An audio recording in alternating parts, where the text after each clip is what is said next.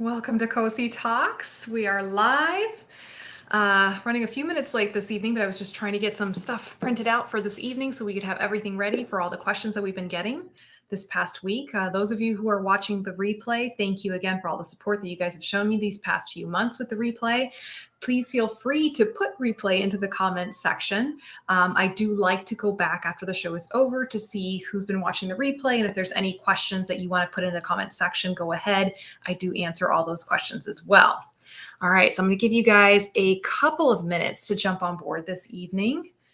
And I am going to go ahead and have my very well-deserved, very badly needed Diet Coke. Cheers.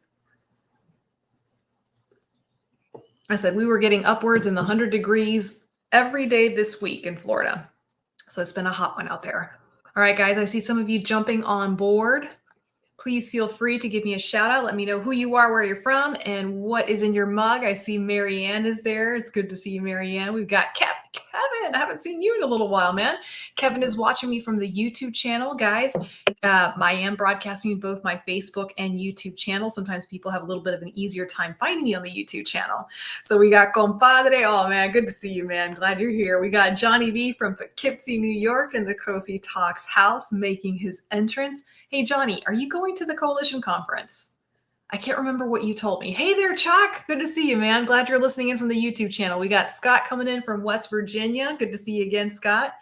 We got a nice little crew popping on board. So yeah, we've got some great questions that people submitted this week. And also just some of the highlights from this week's social media has been about tight hip abductors. So we're going to be talking about tight hip abductors. There is a purpose there, guys. I promise you. We've got Jesse coming in from Wisconsin. Good to see you, Jesse. I'm glad you're here.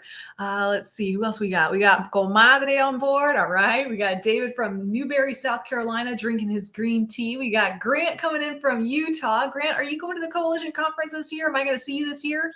We got James saying good evening from Indiana. All right, Johnny, good. Well, you guys know where you're going to find me. I'm going to be at the College Park Industries booth. So got Roy's. Oh, woman, I haven't seen you. There's my Irish lass. So there, I haven't seen you in a while. It is so good to see you, man. It must be really late over there, but I am so glad you're here, Roy's. We've got Theo Rue coming in from New Mexico, Sandra coming in from Gainesville, water in your cup. That's right. We got Van Gregory. Van Gregory, thank you so much for sending me that video. I love seeing your progress with those new blades. You look fantastic. You look fantastic. We've got Richard here from Arkansas, or Arizona. Excuse me, Arizona. AR is Arizona. Ha! Okay, so Grant says, nope, blew the budget on last year's trip to Florida. All right, we got Pastor David on board. All right, guys, we got a really nice crew, so we're going to go ahead and get started. For those of you joining me for the first time, welcome. My name is Cosi Belloso. I'm a physical therapist, amputee specialist here in hot, sticky, mosquito-laden, humid Florida. I'm just adding adjectives with every week that goes by, man. I'm proud of myself, man. I finished my run yesterday, 100-degree weather. Oh, crazy, crazy, crazy. It is Arkansas. Good gravy. I need to go back to third grade and memorize my state abbreviations. So anyways, guys, so yes, Amputee Coalition, that's kind of like the big buzz on social media right now with the national conference coming up in August, the beginning of August 2nd through the 5th.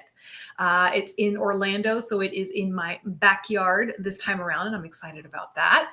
I will be speaking. I will be doing a breakout session on demystifying the gait cycle. So giving all the hoopy scoopy knowledge on the gait cycle. And then I will be hanging out with one of the coolest teams I know, College Park Industries. So my boy Reggie and I, we're going to be broadcasting a lot from the booth. So for those of you who are not able to make the conference, we're going to be giving you the behind the scenes look on what's going on.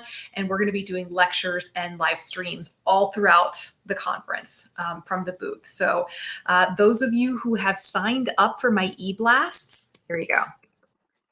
Guys, I'm really trying to push this. So if you could help me with this, that would be absolutely wonderful.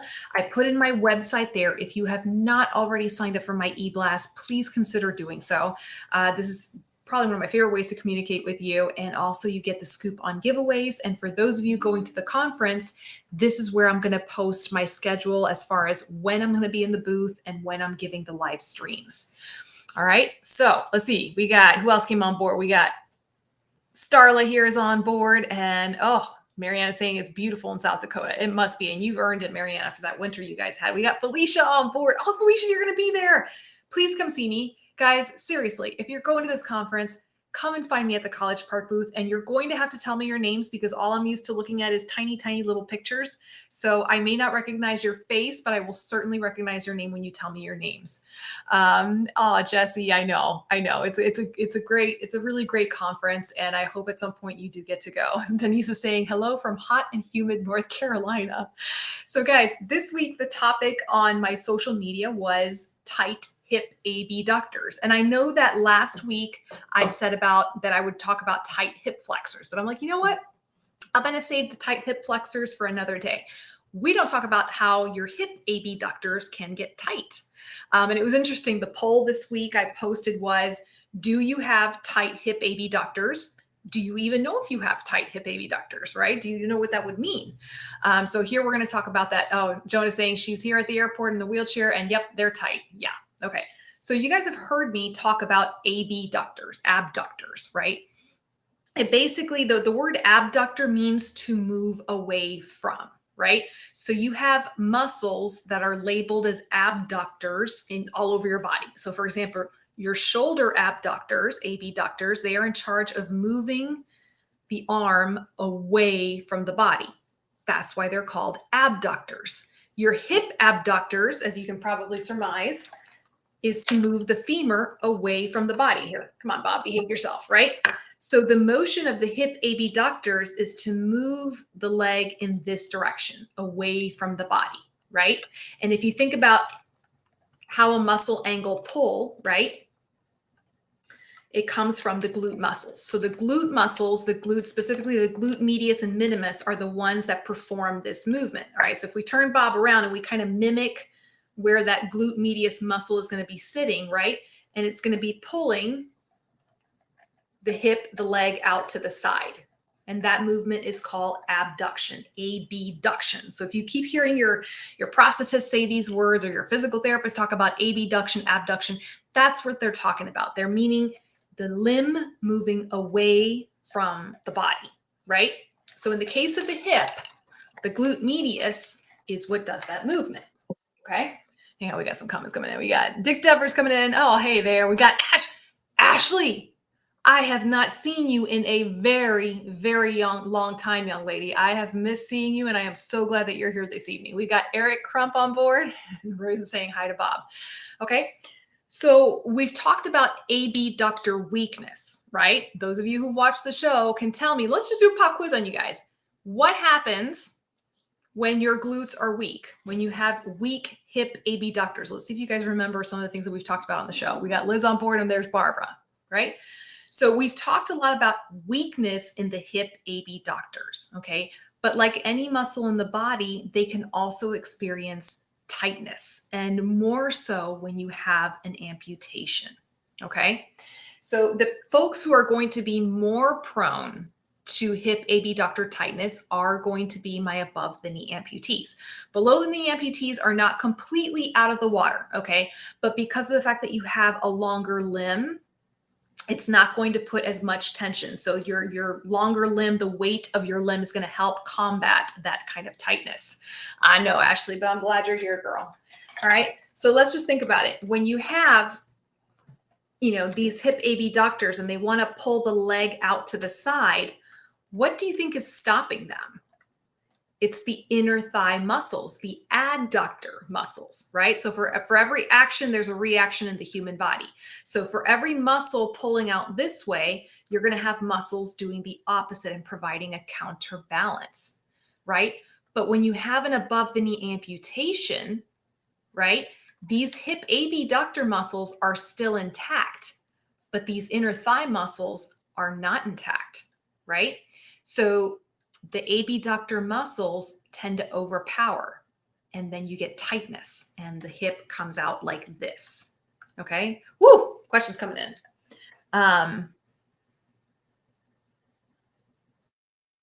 Okay. We're going to get to those questions in just a minute. All right, guys, give me a second, right? So when you have an above the knee amputation, right, and all these thigh muscles have been cut, this hip abductor muscle becomes the big dog, right? And it starts to pull the leg out this way.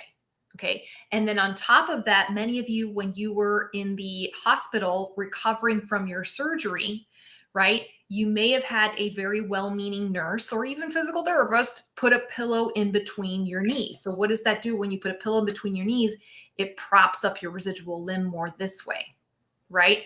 So it's one of those things that this is why it's so important that when you're in the hospital, again, you're getting that physical therapy education from the beginning. So when I would come see my patients, if I saw a pillow between their knees, I would gently pull it out and I would either see if they could tolerate not having a pillow or just put something very, very flat, just a little something flat, maybe a towel roll in between the residual thigh and the intact thigh. Okay, because again, just even in positioning, the leg is going to want to tighten this way. Okay. So why do we care if the leg, oops, oh, poor Bob.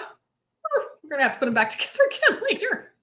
So what happens if the limb becomes tight and goes this way? And I'm exaggerating. Poor Bob here is going to get his leg ripped out, and I don't want to do that. But what happens if your leg gets tight this way? Okay, there's a lot of things that can go wrong.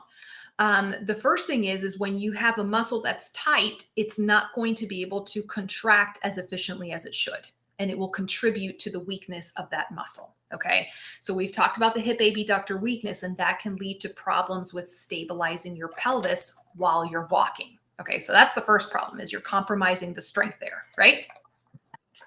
The other thing that can go wrong is when you actually start walking. Hang on, we've got a lot of comments in. Oh, Jesse's saying, looking forward to getting your book, Strong Body Book. AK, I just sent it out today, Jesse. So hopefully you'll be getting it in the next few days. Felicia said, my PT almost lost it when she found something under my leg. Yes, and that's a very good point, Felicia, because a lot of times, right, when you are lying in the bed as an above the knee amputee, we tell you don't put anything under your leg. Why? Because we don't want you to get a hip flexion contracture, or we don't want you to get a knee flexion contracture for my below the knee amputees, right? But what many nursing personnel may not know, some of them do because they have good experience, but some of them may not know that when your patient is lying on the side, right, like this, poor Bob, that you don't want to put a pillow in between the knees. Why? Because again, you're putting that hip in that position, and that's going to get tight really, really quick. So yeah, the PT almost losing it when they find pillows when they shouldn't be finding pillows. Yeah, we kind of lose it in those moments. Hola, buenos saludos desde Arizona. Buenas tardes, Lino. Gracias por venir al video este. Si tiene alguna pregunta, por favor, ponlo en los comentarios. Yes, Bob is definitely now part of the Ant family for real this time. David says, more than 4 years in, and when I lay on my sound side in bed and my amp side leg will not sit flat, it's raised and the knees won't come together. Okay, so again, there's just indications that there might be tightness there. Okay, so what's the problem with having tight hip abductors? Well, just from looking at this position, right? If the hip abductors are tight, that means that when you stand, it's going to be a much wider base of support. You're not going to be able to stand with your feet close together the way you should, right? So if I have a patient coming in and they're having a hard time getting their feet to stay closer together and they're feeling discomfort in the groin area. Okay, if you think about it, because if your leg is being pulled this way, it's putting all of these muscles on a stretch as well. So that might be uncomfortable, right? Then I'll start to think, let me check their hip abductors and see if there's tightness there. Okay. The second thing is when you are starting to walk, okay, and you put your foot down, right? If the hip abductors are tight, it's going to cause your trunk to lean to the side. Okay, so it's going to be kind of like this little lateral trunk lean.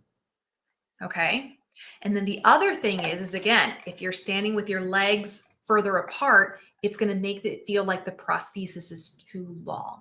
And we've talked about this on the show, guys. What are some of the causes as to why a prosthesis might feel like it's too long?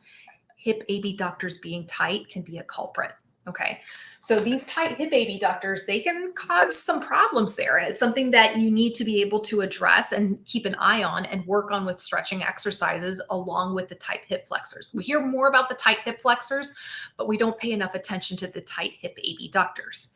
And then another caveat, I'm going to go throw it in there. So I mentioned that when you're in the hospital or lying in your bed and you put pillows in between your legs, that might be a problem because it'll pump out that residual limb.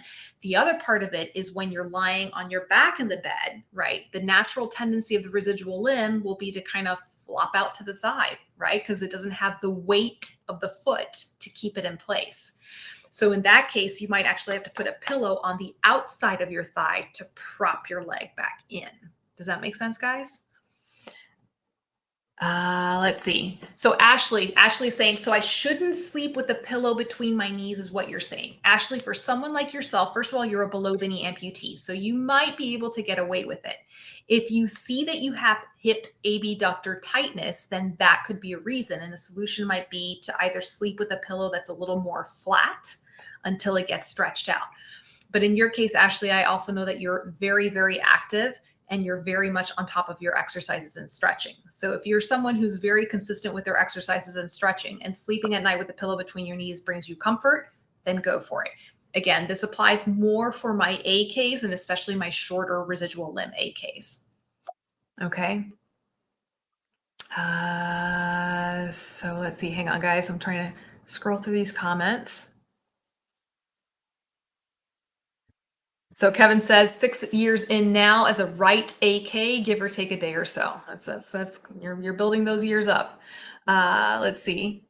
Susan says, I always do eek. And guys, it's not to freak you out. This is a lot of this is more for those beginner stages, those of you who are in the first 3 months, 3 to 6 months after amputation, where things are still remodeling. So certainly in those first couple of months after you've had your amputation surgery, you don't want to put the pillows in between your legs because you don't want that residual limb to tighten up.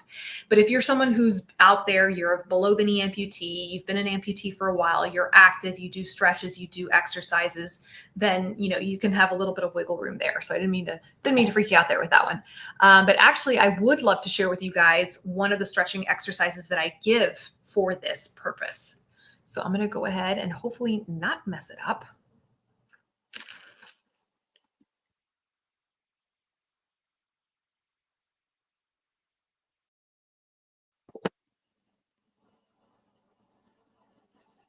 There we go. Okay.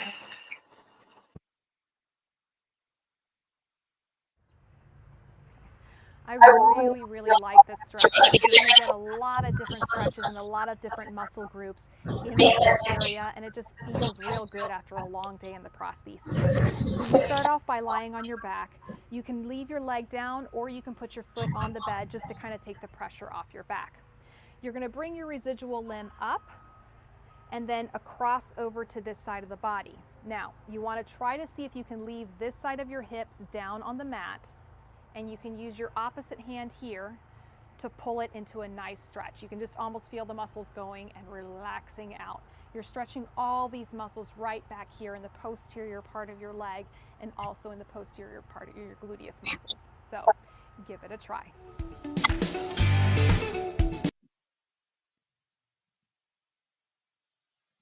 Okay, so that was like a short and quick video, but that stretch exactly does what I was just been talking about. It targets those hip abductor muscles, and you can see where I pointed out on Robin's on her glute side. That's exactly where that stretch is coming from. If you are doing that stretch, again, you got to make sure that your hip stays down, okay? Because if you're taking your hip with you, then you're stretching out the lower back muscles, which is a nice stretch, but it's not targeting really getting into the glute muscles and hip abductor muscles, okay? So sometimes in some of my cases with my patients, I actually have to put my hand on their pelvis to stabilize it on the mat as I'm taking their leg over to stretch it out. So I'll hold it down here and then pull the residual limb over. Now, if you guys want, I'll go ahead and show you the below the knee version. So for those of you who are my BKs, can take a look. Let me do the share screen again. By the way, guys, did that sound go through?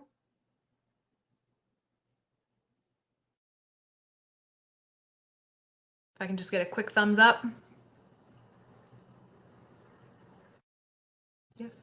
No.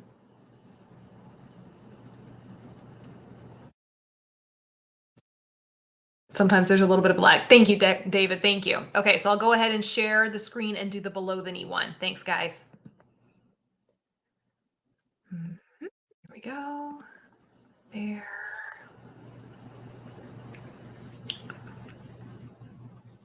Okay.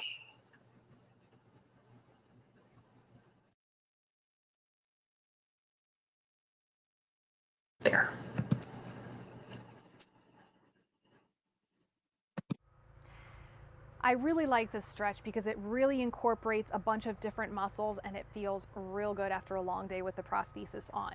You can do it with your legs stretched out, or you can bend your knee up for support, just in case you're having a little bit discomfort in your back. So with your residual limb, he's going to raise up his residual limb, go ahead and bend the knee, and bring it across over here this way. And then he's going to use his hand to hold the stretch here. And the more you pull a little bit, you're going to be feeling that stretch in the back of the thigh and in the gluteal area. So as you can see, he's pretty comfortable. What you don't want is you don't want to lift the hips off the mat, because then you're starting to stretch into the lower back. This way you can isolate this area. Give it a try.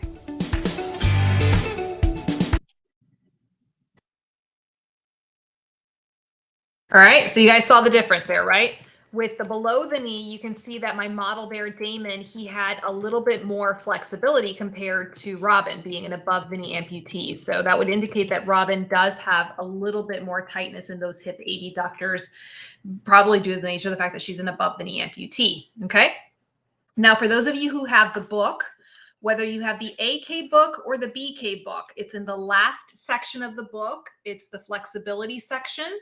And it's right there, and it's called the trunk rotation stretch supine. Okay, and it's the same name for the AK as it is for the BK book. So for those of you who have the book, this is the BK book, and it's on page 127. Okay, and guys, here's the website. This is a website to all of those exercises, and also for you to be able to order the books as well. All right, let me get. I missed a few comments here and questions. So let me go ahead and start tackling some of these questions.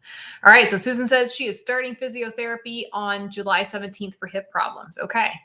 Ashley says that her hip abductors are weak, better than they have been, but they're still weak. And again, guys, it's kind of like that lifelong pursuit for an amputee. When it comes to glute strengthening, that's something you'll constantly be working on. Okay, Royce, I'm so glad you're here. Makes me smile. Felicia says the pillow on the side is a good tip. I need to try that. Yes. And again, it's kind of tough because when you fall asleep, sometimes you'll change positions and, you know, your pillow falls out of the place.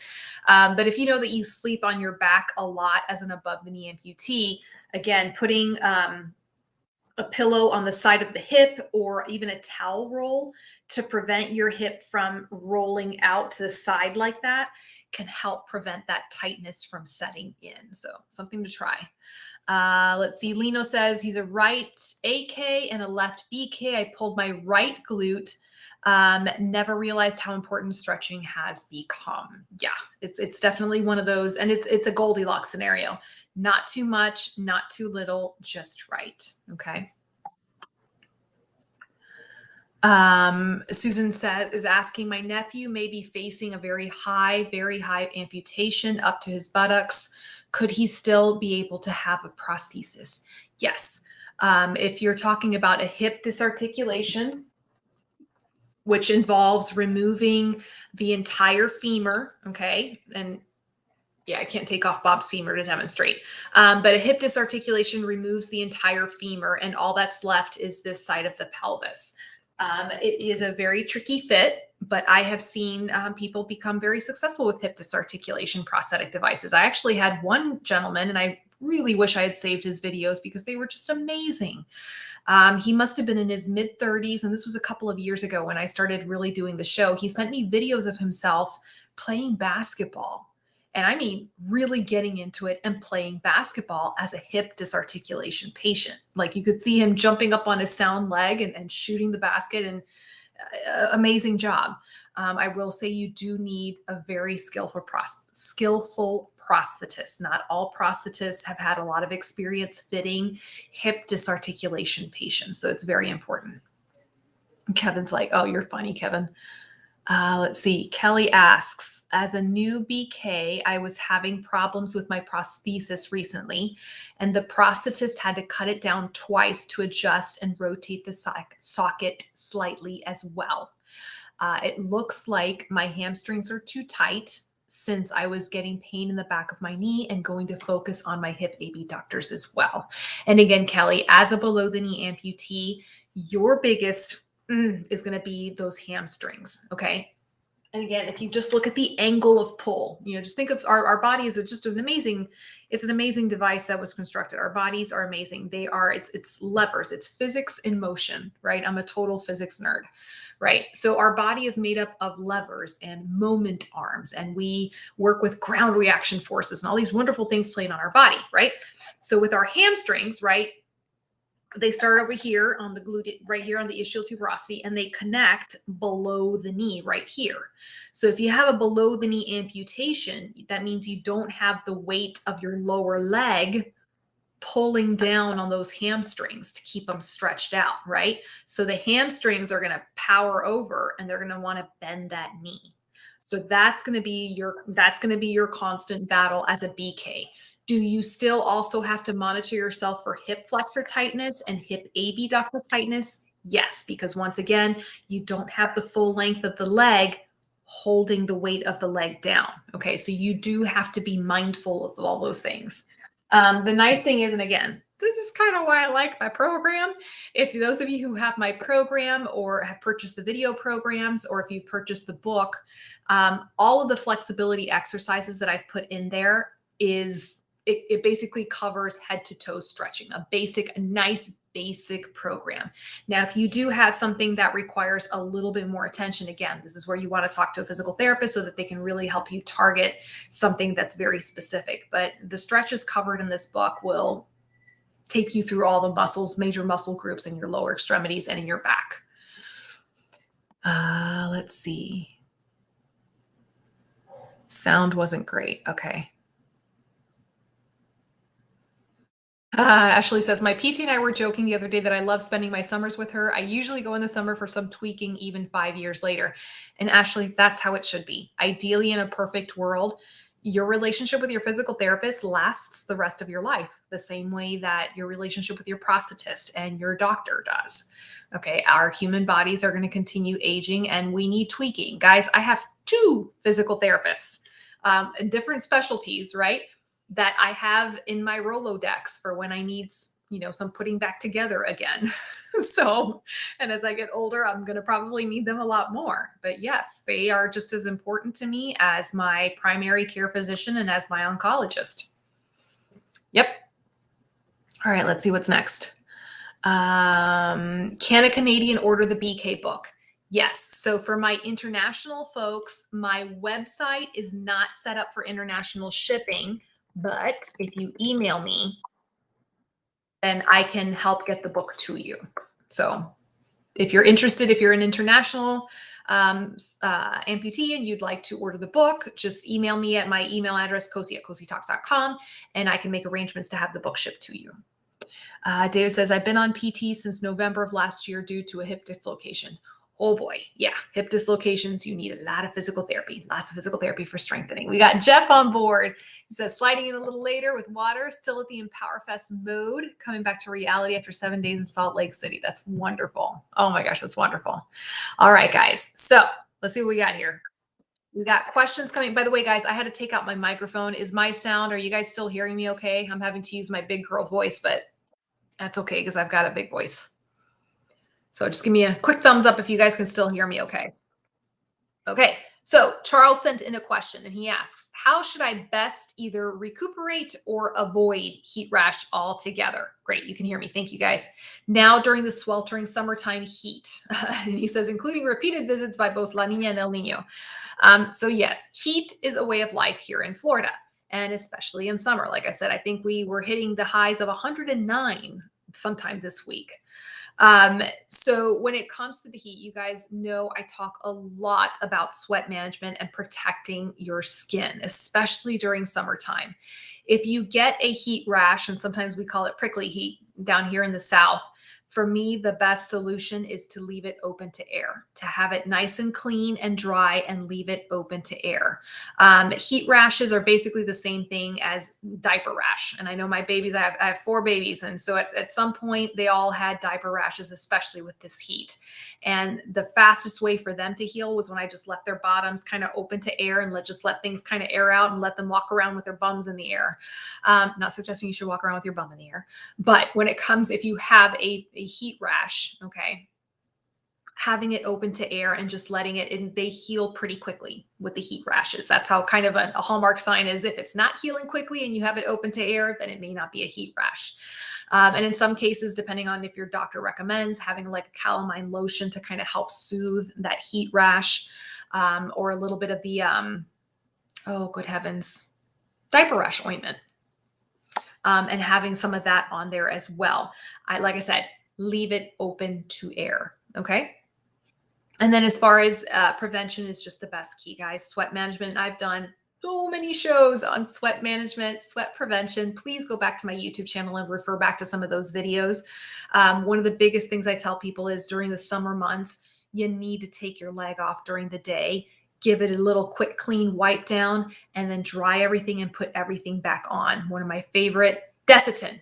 Thank you, Richard. Oh my gosh. You think a mother of four would remember Desitin? And I like the white cream Desitin because it has good heavens, what's the matter with me today? You know what, guys? I had 7 client meetings today and I gave an hour webinar. So my brain is like going 40 million different ways. I'm forgetting the basics such as Desitin. Okay. But as far as some of the tricks that I've given over the years, my favorite one is having just a bottle that's half water, half rubbing alcohol in your car, little spray bottle.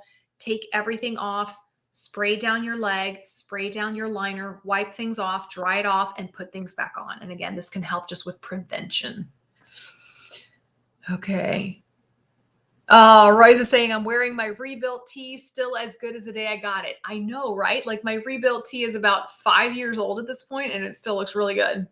Cod liver oil. I've never heard that, Grant. That's an interesting one. All right, let's get this next question. This one comes from Emily. Ooh, this is a good one. Emily is asking, how do you know when you're being too impatient for things to work out with your prosthetist versus when it's time to start looking for a new one? I know they tell you to be patient, and I've been trying to since I was casted on March 31st, but I'm starting to get the feeling that my prosthetist isn't always taking what I have to say into consideration and not taking me seriously, or just not being completely transparent with me. So for example, at my second fitting, my prosthesis didn't fit. I brought up adjustability and was told it was a possibility. Went to my third fitting, still didn't fit. And I brought adjustability up again and was told by my prosthetist that they just don't do it.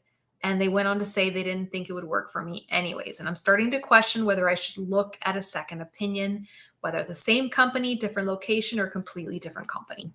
And again, this is a first-time amputee going in for her first prosthesis. So, I know that her mind is going in several different directions and wondering, what is considered to be acceptable, what's considered to be normal. And in cases like this, I tell folks, kind of listen to your instinct. If you feel like you're trying to communicate with your clinician, whether it's your prosthetist, your physical therapist, your doctor, and you feel like you're not being heard, that's kind of a red flag. That's kind of a red flag. And again, it's not to say that your prosthetist might agree with everything that you're asking about or may not think that you're a candidate for everything that you're bringing in, but at the very least, they should be explaining to you why. So in this case, if they didn't think that this particular individual was a candidate for adjustable socket technology, then they should be giving her reasons why. The reason shouldn't be, well, it's just we don't do that here. Not in this day and age. Okay. At this point, most prosthetists should have a general knowledge of adjustable socket technology and just have a general idea of how they work and hopefully have some experience with some flavor of adjustable socket technology. Okay. So for them to just say, well, we just don't do that here, that to me is not an answer. That's not an answer, right? And if you're at a particularly larger clinic, there's some clinics that have several locations. I think it's perfectly acceptable to say, you know what, I think I'd like to make an appointment with a different prosthetist to get a second opinion, or to make an appointment with a prosthetist in a completely different practice. Okay. This is going to be the leg that you wake up with every morning. Okay. And insurance will only cover so much of every leg. So you want to make sure that you're getting your questions answered with this. And that's kind of what I feel like I'm hearing here. The fact that she's having to go in for several fittings That doesn't concern me. Why? Because it's the first leg. There's a lot of changes going on in that residual limb. So you're going to have to go back several times to have your fittings done. That's a normal part of the process. What kind of speaks to me in this question is she doesn't feel like she's being heard. And the questions are not being answered. So again, that's my Monday morning quarterback interpretation of it. The zinc oxide. Thank you, Grant. I think my brain was just checked out for that moment. So yes, the zinc oxide and the Desitin, I kind of like it for heat rash because I feel like it just kind of calms it down and heals it up nice and quick. That being said, guys, if you are using something like Desitin to clear up a heat rash, don't put your liner on top of it. It's just going to create a big old oil slick and you're going to go slipping and sliding right out of that liner, and that heat rash is not going to heal. Just saying.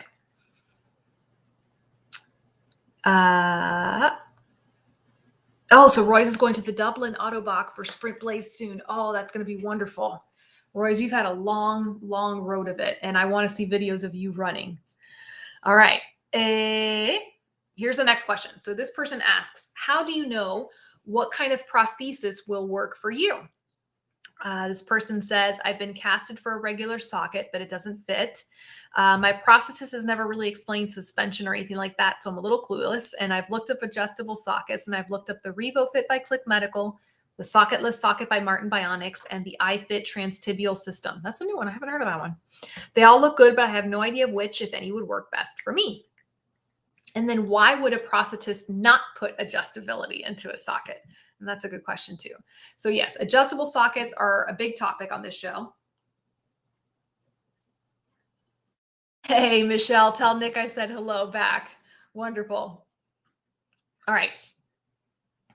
So some of the reasons why a prosthetist may not necessarily put adjustability into a socket. The biggest reason I would say is maybe they're just not as familiar with the particular technology.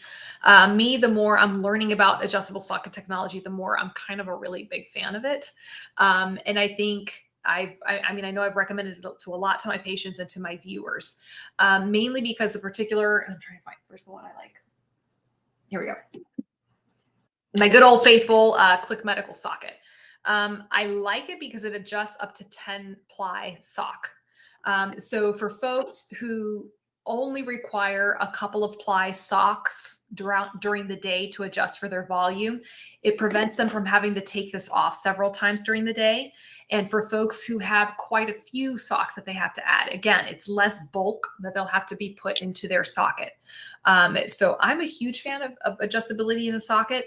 Some of the reasons I get from prosthetists sometimes, honestly, because they just maybe don't have the experience building these sockets.